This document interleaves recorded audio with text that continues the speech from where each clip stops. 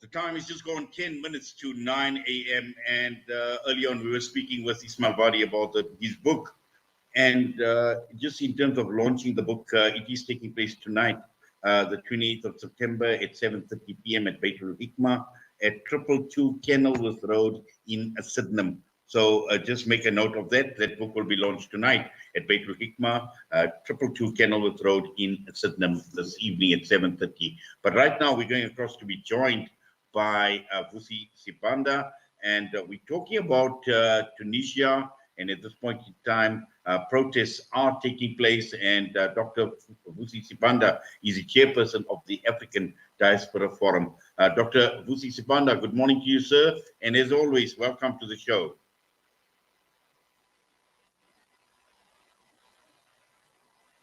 We are having a bit of a problem, I think, trying to get in touch with Dr. Vusi Sibanda, but we will try and get hold of him. I'm sure it's just a bad line. But at this point in time, there are mass protests that are taking place in Tunisia, and this is a political crisis that has been escalating, and we've seen hundreds of people taking to the streets in the Tunisian capital, protesting against the president and some of the decrees that he has basically granted himself a lot of power. So this is a problem at this point in time in Tunisia, a political crisis in the making. I believe Dr. Vusi Sibanda is with us. Dr. Sibanda, good morning to you and welcome. Thank you very much. Good morning and good morning to listeners. Right, Dr. Sibanda, let's talk about these mass protests that are taking place. We know that there has been political tension for a long time, but this crisis seems to be escalating. Well, yes, indeed. I mean, obviously, I think, when you get to a point in time where, the president, basically, suspends, legislation and, the constitution and decides that he's going to do things, in his own way, and continuing also that this is a former, constitutional and humanitarian, lecturer or professor. That's quite very sad, because it means that, look, if he feels, you would have felt that, look, he is failing or the system is not enabling, a person of his caliber would probably have just resigned. But what he's doing is draconian. It's very typical to what we have seen as the major causes of problems and instability in the world, and particularly in the African continent. Yes. Now, obviously, people are not happy with what has happened. They've taken to the streets, but also at the same time, looking at the draconian measures that he's taken. Some of them that include things like suspending Parliament's powers, suspending legislators and their immunity from prosecution, and also to the extent of even freezing their salaries. That's exactly what is very extreme, because look, what he's doing is that the legislature is another, arm of government, is executive, and him making that kind of a decision and suspending their salaries. I mean, if he's talking about the issue is that as a president, we know that there are difficulties considering, the fact that there is a popular, political party against, him who came in as an independent. But at the end of the day, it is basically getting it to work. That is how, leadership really works. But if he's failing to get them to work with him, then he cannot then decide to become a law unto himself. I mean, we understand how the police, have been very brutal and how he's working. So basically, he's using the executive arm, to oppress and to ensure that nobody, stands and voice, their will. And this is not constitutional democracy, where basically it's got to be, the popular will of the people. And if, by popular will, we are talking and saying these are the representatives of the people, and they are going against him, and he realizes they cannot do anything, the wisest thing would not be for him to become, this dictator that he has become. And this is unacceptable. Yes, and also looking at Tunisia in particular, because when the Arab Spring had taken place, Tunisia was one of the first country where we've seen, people taking to the streets, and we've seen what had happened at that point in time during the Arab Spring. And now it does appear as if history may be repeating itself.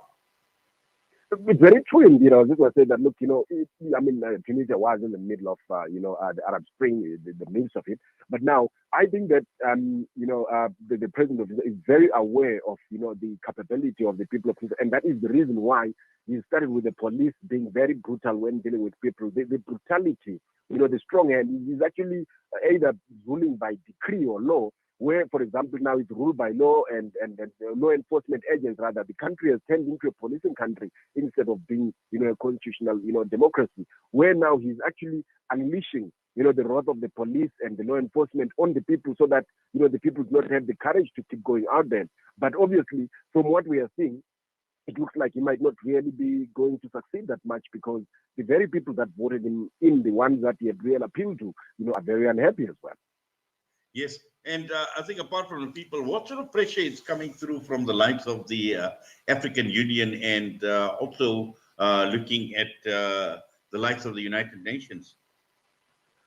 Look, one of the issues that really is a very sore point, especially in our history and in this era, is that the African Union fails the people of Africa, because when these issues come into play, where, for example, a president or a leader begins to suspend other arms of government or the state and begins to act unilaterally and oppress people, the AU has never come out very strong to say anything. And we know that the AU, stood way back then and said it will not allow the United Nations to interfere. All they can do is tweet, about some things and say, okay, we're not happy about this, but there is no effective measures and steps that are taken to protect the masses against a person who is actually going to be oppressing, the whole country, or at least the majority or all the people in the country that are obviously, protesting against him. And there are all the signs that, the president has gone wrong. And we know that the AU is always saying that there is a policy of non-interference,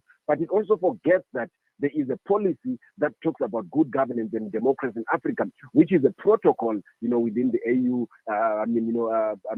charter. And the AU failed to use that, to intervene and ensure that once somebody is violating those principles of democracy, then that person must be called to book.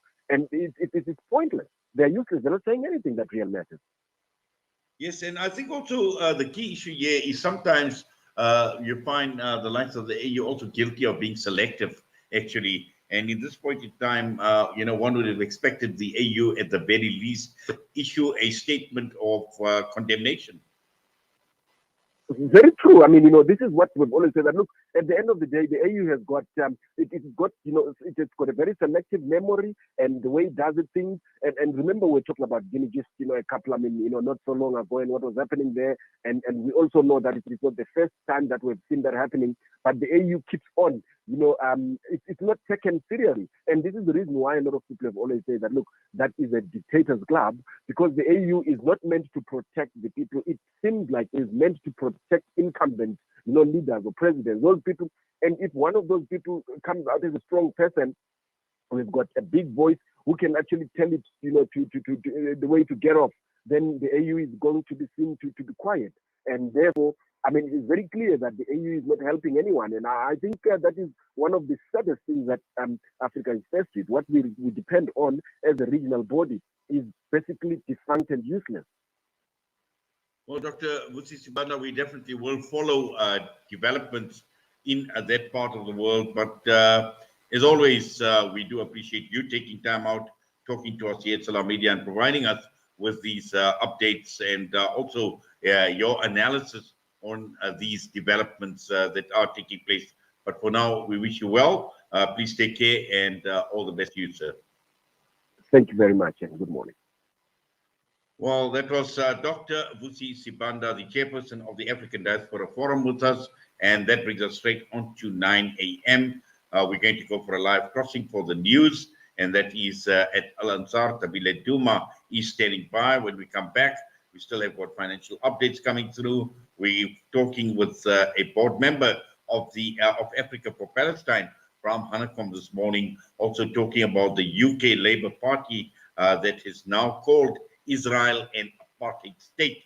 And we have a discussion coming through with SENZEP, hunger alleviation programs with Javed Hussein. So all of that to come on the show later on. But for now, we're heading for the news. Stay with us.